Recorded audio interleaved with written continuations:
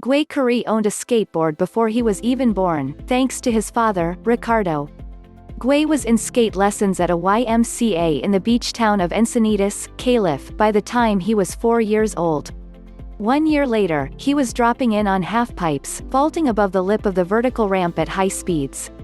He was just a small kid, but he was so brave, Ricardo Khury said in a phone interview. That's how everything started, he was the little one that drops in on the big ramps.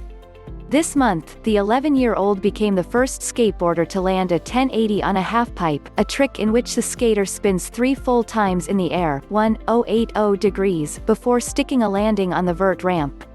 I thought I could land it, Gui said a few days after landing the trick, still ecstatic.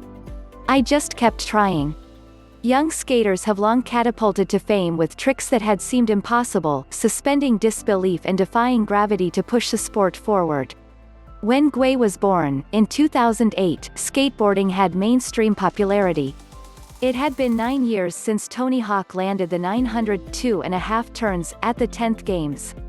Hawk's Pro Skater video game franchise was already in its 11th iteration.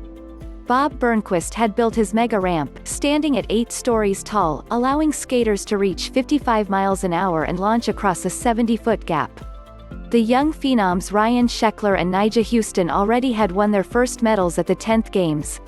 There were skate parks all around the family's Southern California home, and Ricardo Khury quickly picked up on his son's abilities. So when the family moved to Curitiba, in southern Brazil, he built a ramp in a warehouse for his son to practice.